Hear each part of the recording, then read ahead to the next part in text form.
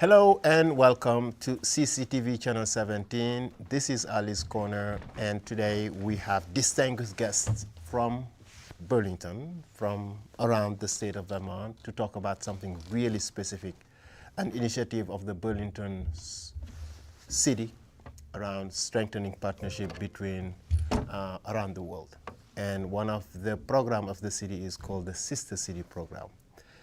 We are delighted to have today members of the Burlington CHSS Sister City Program to talk about the visit that they did in Senegal in August. And without further ado, we will ask them to introduce themselves, and then we'll have a conversation to also show you great pictures of our experiences right there in CHSS, Senegal. And to pronounce CHSS, it's very easy. Think about the word chess, right? But CHSS, right? Thank you. So we have, Janet, can you introduce yourself, and then we go around. I'm Janet Beal, a longtime Burlington resident. I'm a freelance book editor and author and graphic artist, and I'm suddenly becoming a video editor in a very concentrated period of time. Excellent. Thank you. Jim Holloway. Enjoy helping lots of nonprofit efforts and founder in the sister city for Senegal, the CHSS. Oh, James can say it now. I'm practicing. Okay, I'm Eric Agnero, a journalist, public affairs specialist, particularly when it comes to the US and Africa, you know, and I'm very pleased to be part of this endeavor, which took us recently to Senegal, Thiès, and we hope to do more great things. Excellent. And Eric, you originally also From Ivory Coast, so I'm from the same region, so Thiès is also home for me. Huh? Yes. So viewers, we are here now to talk about the experiences of the delegation, and just to also remind people that we had other guests such as Jean Enriquez, the director of the State City Partnership for the Vermont National Guard, the director of the State Partnership for the Vermont National Guard, and also we had Linda, what's Linda's last name? Kine? Kine, yep, a retired communication, and she's also working with some organization in Kenya, I believe. Kenya, yes. It was just a great trip. Now, guys. Wendy Rice. And Wendy Rice, yes, the president of the Vermont Connector, she was instrumental in just organizing the whole partnership. So we'll show you a couple of pictures, but first let's ask our guests. Maybe we start with Eric. What was the experience like, you going back to Africa? And it's not the first time going back there. Yeah, it's not the first time, because Ali, remember, you sent me, and Jim, you guys sent me in November, last November, to go greet our friends in Senegal. So I was really happy to be there again, and then to know exactly what are the avenues, you know, that we'll work on when it comes to our relationships, and then also was delighted by the culture. Senegal is a place to go. It's a must, I think. Yeah. I really enjoyed going this first time going out of country other than Canada, and because the Sister City program to me is much like what you think of as brothers or sisters, and they are connected in a way, very similar and very different, and like CHSS is very similar in some ways as Burlington, Vermont, and in other ways it's very different. But the idea is much like sisters would be there for one another, and to make positive connections, and that's what the program's all about. And for me, going essentially as a first time, I wanted to go this time as a tourist might see it. And so we'll maybe talk about some of those things. Exactly. Yeah. It's my first time in Africa, and I decided to just set aside all preconceptions that I've been hearing all about Africa all my life, and just be open to whatever came my way. And I was very glad that I did, because it was just delightful in so many ways. In terms of the meetings, everything was so organized and structured and sophisticated. The technology was good. The food was amazing. The seafood, the sensuality. People would come up we were riding along in a van, and someone would come up and give us coffee, little cups of coffee. It was just so wonderful, just what I needed. It was just and Dakar. We were near Dakar, which is a big arts center. So, and I'm really interested in the arts, so that was fabulous for me. So, Exactly. yeah. Yep. And maybe, Jim, can you add like the perception you had about Africa? Was it the same thing that you found there? Yeah, no, it wasn't the perception that I had in terms of the geography, the landscape, and that sort of thing. We saw traces that matched my perception. The people and the way that they make just community decisions is very different than, certainly different than the way Burlington does, but also just an amazing experience. So for me, the days after coming back, I felt like I had opened my eyes to something, a whole different view of humanity than I had seen or expected. Yeah. Yep. Exactly. And I think nobody will introduce Eric Agnero anymore about, your international work that you do. And most recently, you were with a congresswoman, Becca Ballen, right? Yeah. But why do you think these are, and also you African, and we have the perception that many Americans do not know what is happening elsewhere. And why do you think all of this is good to take people from here, bring them there, show them, from your perspective, why this is important? Yeah, Ali, it's important because, first of all, in this community, there are people from Africa. There are people from all over the world now. Vermont is becoming an international place. So it's good also to know where our neighbors, new friends, new family members are coming from. And also, the world is changing. The world is changing. Africa is no longer the Africa that people have read in Conrad's books. Africa, if you go to Senegal, you have like a president that is one of the youngest presidents on earth. You have a prime minister that is one of the youngest prime minister around over there. And then you have a population that wants to take their destiny into their hands. So we as Vermont, we also, in this new multipolar world, need to entertain good relationship with people. Yeah, and then the folks that are here could be the bridge to those relationships. As we're looking at some of the pictures here, this is what a classroom, one of the classrooms looks like, to get a sense of there is both a rich community in the sense of culture and humanity and how they dress and so on. But they don't have the kind of resources. We take a look at these classrooms, and you're looking at some of the highest technology that I saw in the school besides one photocopier.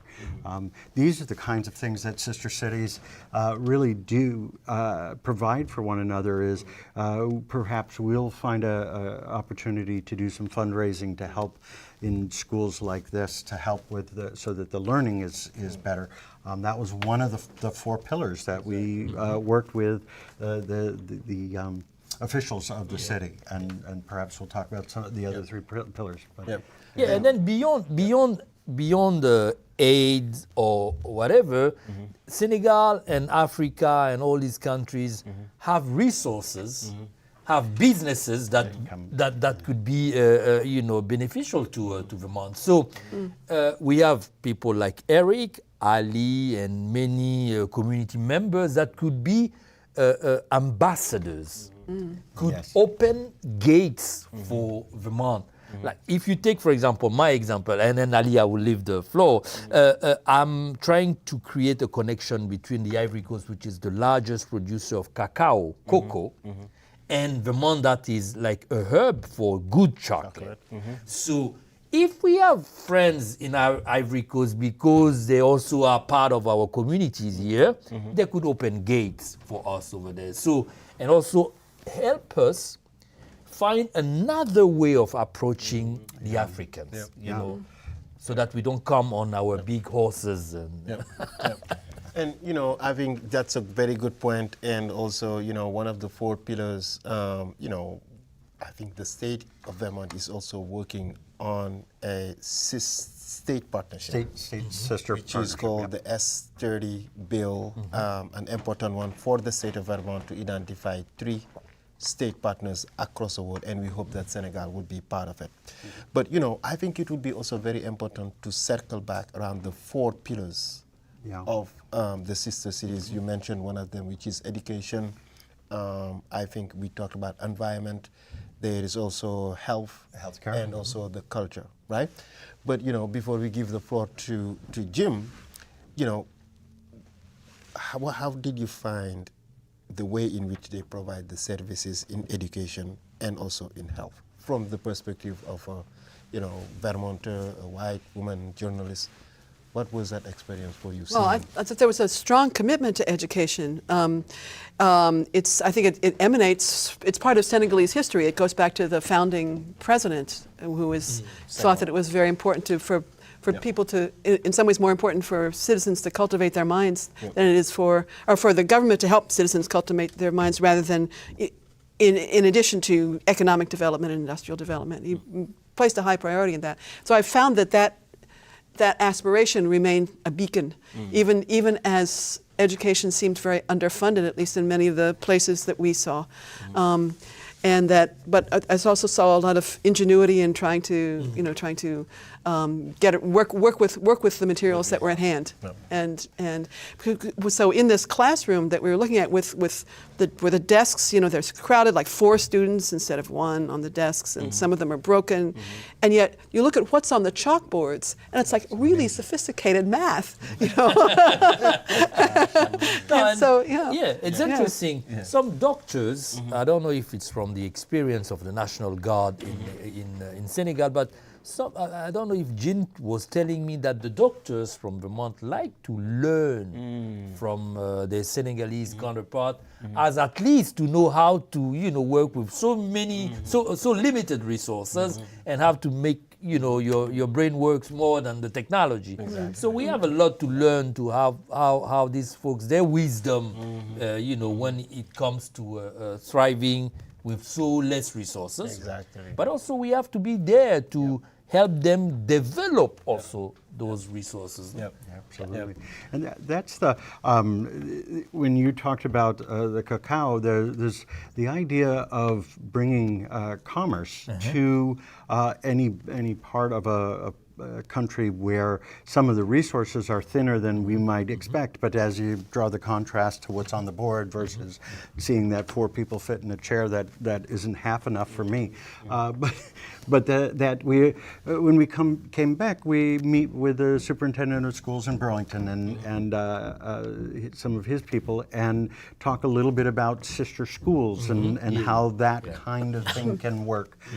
So the other 3 pillars, as we talked about, the healthcare, we connected while we were there with someone at UVM Medical Center, Katie Wells.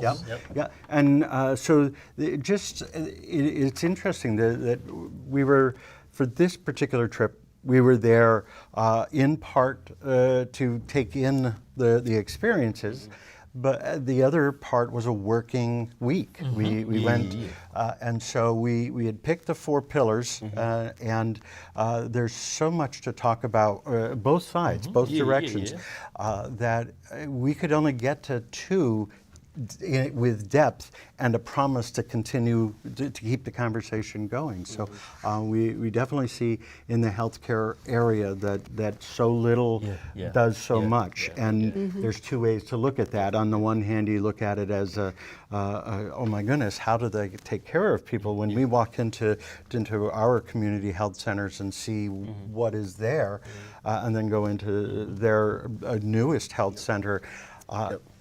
So see that some of it is about efficiency and use of resources. Some of it is about learning what other resources might cascade. Economic cascading will bring the financial resources and give more jobs to people, and those more jobs might lead to more fulfillment. And there's so many aspects. And for example, our viewers, maybe many people are hearing Senegal, but as you know, Senegal is in the western part of Africa. Senegal also has borders with Mauritania, with Guinea-Bissau, with Gambia.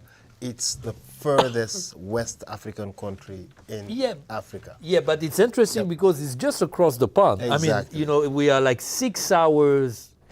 From you know, from like flight. So Senegal is it's a interesting neighbor for us. It is a neighbor. A 4-hour time difference. Exactly. 4-hour time difference. And I mean, I think it will be also very important when people are hearing about the resources.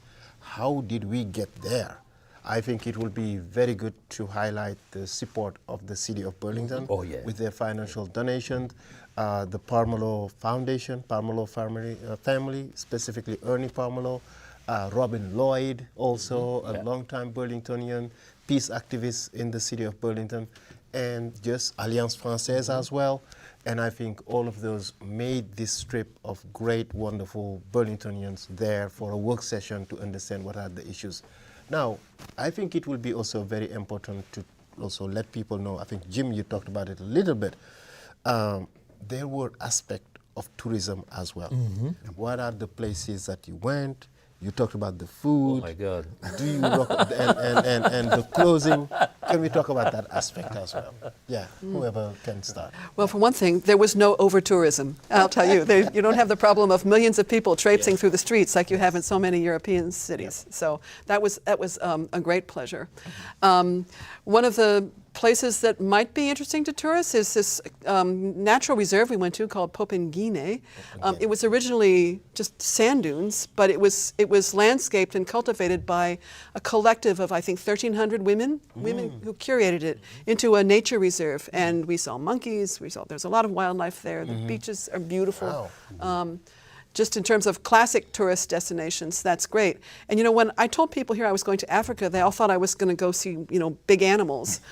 And, you know, I said, no, it's the people that I'm interested in. It's not the animals, you know. and then Senegal is also where Gorée Island is. Yes. You know, a starting point for slaves like coming from Africa to, so it was a good visit. You know, as to also remember that, you know, America and Africa have this long history. And then we can, you know, do better. Speaking of Gorée, you say Gorée Island. Yeah. So for myself, being a white male, there's plenty of conversations about the white male has been too predominant in many ways, and that I can never control who I was born as. So I really enjoy opportunities where I can feel for a moment what other people may feel for a lifetime is being a minority. And Gorée Island, for me, was an amazing and hard experience. For days, my stomach ached just because while we had the best tour guide who walked us through and told us about so many parts of in the weeds about, you know, it's not just say, oh, this is where slaves came from. They just are showing you what happened in different stages and to different people. And you get to this, what was it, the doorway? The final, door of no return. The door of no return. return. And to stand in that doorway for a moment and imagine I believe they said 14 million people went through that doorway. And they also mentioned that about a third of what went through the doorway ended up alive on the other end of the thing, because some of them knew what faced them and were anxious to just jump in the sea, or just the boats weren't great. But the whole thing, from understanding how humanity treats other humanity, and to have that kind of a reflection. So that's one of the tourist sides of it. I would also do the contrast, which is that, as you point out, that you don't have a lot of folks in tourists in Chess, but at the same time, there's so many opportunities.